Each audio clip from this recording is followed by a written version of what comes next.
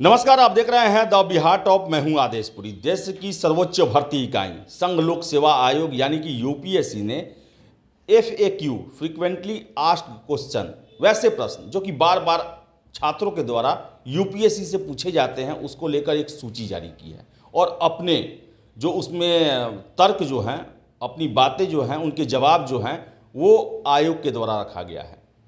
आपको बता दें कि यूपीएससी ने सबसे पहले साफ किया कि जनरल और ईडब्ल्यूएस यानी कि इकोनॉमिक वीकर सेक्शन जो हैं, उनके लिए अटेम्प्ट की संख्या 6 ही है और अधिकतम उम्र की संख्या 32 साल ही है। हालांकि आपको बता दें कि देश में जो भी आरक्षित वर्ग हैं, जिनको आरक्षण मिला हुआ है, उनको उम्र में और अटेम्प्ट की संख्या में जो छूट जो है वो मिली हुई है। चाहे आप ओबीसी कैटेगरी को देख ले, ईबीसी कैटेगरी, SC ST जो भी हैं, उन्हें उम्र में छूट मिली हुई है। जैसे यूपीएससी में ही ओबीसी के लिए 35 साल है, अटैम्प्ट 8 है उनके लिए, और SC के लिए जो है अनलिमिटेड अटैम्प्ट है, उनके उम्र में भी छूट है। लेकिन ईडब्ल्यूएस को लेकर हमेशा ये प्रश्न उठता है कि जब हमें आरक्षण दिया गया तो हमें अवसरों में और उम्र में भी दिया जाए, क्योंकि हम भी पिछड़े हैं। भले ही आर्थिक रूप से पिछड़े हैं, लेकिन हम पिछड़े हैं तो इन्हें मिलना चाहिए। और इसके साथ साथ अन्य भी प्रश्नों के उत्तर जो हैं वो आयोग के द्वारा दिए गए हैं। आप स्क्रीन पर देख सकते हैं।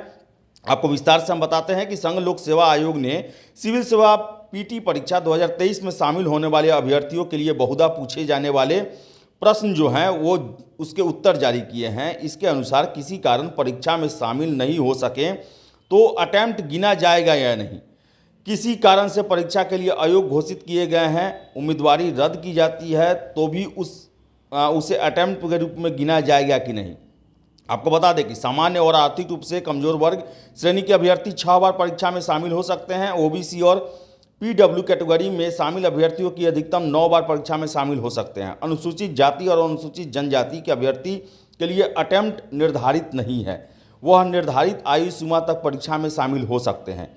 इस तरह से सभी वर्गों के अभ्यर्थियों को कितनी बार भाग ले सकते हैं, यह आयोग की ओर से स्पष्ट कर दिया गया है। सामान्य श्रेणी के अभ्यर्थियों के लिए आयु सीमा 21 से लेकर 32 साल है, ओबीसी के लिए 21 से 35 साल है और शारीरिक रूप से असक्षम अभ्यर्थियों के लिए 21 से 42 साल तक निर्धारित है।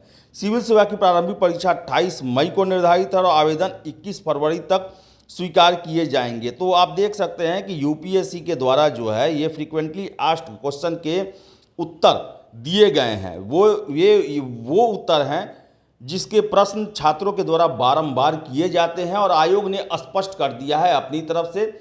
और ये पहले से भी है कि यूपीएससी जो है वो आपका डाटा को एकत्र करती है, date of birth, father's name और आपका नाम। अगर आप एक बार फॉर्म डालते हैं किसी परीक्षा के लिए तो उस परीक्षा के जो डॉक्यूमेंट्स होता है उसमें वो रजिस्टर्ड हो जाता है और इससे पता चलता है कि आप कितने बार फॉर्म फिलअप कर रहे हैं। अगर आप परीक्षा में बैठते हैं तो वो अटैम्प्ट आपका गिना जाता है, अगर नहीं बैठते हैं फॉर्म फिलअप करके तो वो अटैम्प्ट नहीं गिना जाता है। तो यूपीएससी के द्वारा सभी प्रश्नों के उत्तर दिए गए हैं और इसे जारी कर दिया गया है। तो जो भी छात्र हैं वो यूपीएससी के साइट पर जाकर इसे विस्तार से देख सकते हैं, समझ सकते हैं और अपने कन्फ्यूजन को भी ख़त्म कर सकते हैं। तो फिलहाल इस वीडियो में इतना ही। वीडियो पसंद आए तो लाइक शेयर करें, हमारे चैनल द बिहार टॉप को सब्सक्राइब जरूर कर लें। धन्यवाद।